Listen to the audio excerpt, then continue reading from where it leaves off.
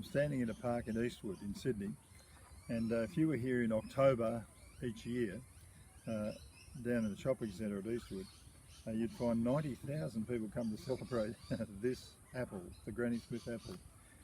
This was her property right here. This is where she lived back in the early 1800s. She came here with her husband from England in 1830 as settlers to help develop Australia, and their expertise was basically in fruit. They came from a fruit growing area. So they started an orchard here and they became quite successful. But the story I heard when I was young, and it came from a fellow who came to our youth group when I lived not far from here, was he said, you know, the story of the Granny Smith apple, she threw out some scraps, it was crab apples from Tasmania, and lo and behold, beside the creek came this new tree, and on it was this new apple. And she thought, that's a pretty decent apple, I hadn't seen anything like that before. Well, she nurtured it, and it grew to be a real success. She didn't actually get to see it succeed, she died a couple of years later. But this apple sort of took off around the world. It's a very, very popular apple in Europe, America, all over the place. Well, Mel said to us, you know, that's a picture of Australia in a way. The scraps were thrown out, the Brits said, we'll move out the convicts and we'll put them in Australia 10,000 miles away on the other side of the world. And lo and behold, out of the scrap heap, so to speak, of those people, out came this new thing.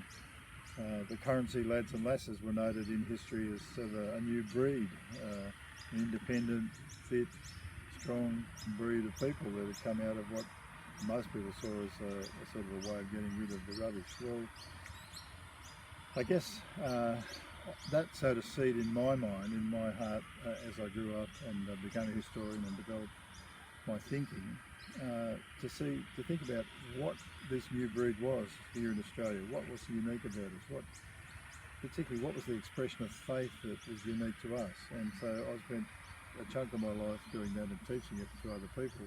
And I love telling those stories about Australia and the stories of the unique faith that has grown up here, the expression of it.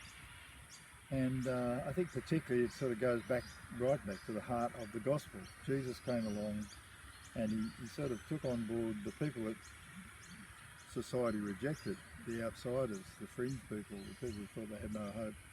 And out of that he grew a whole new thing. And I think we've got a unique expression of it here in Australia.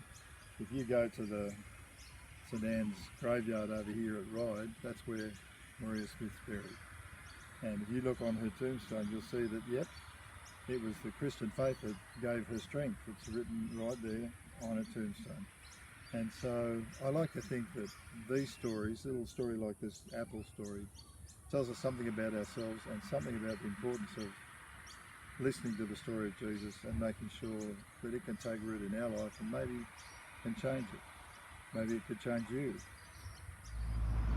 We're here on busy Victoria Road in Ryde in Sydney, and St Anne's Anglican Church in the background. It's the last resting place of Maria Smith of the Granny Smith apple. A little snapshot of her family and their faith. They said, "We lay dear mother here in hope that the lamb once slain will raise her up again and we shall meet again." And then underneath a verse from Psalm 90, "So teach us to number our days that we may apply our hearts to wisdom."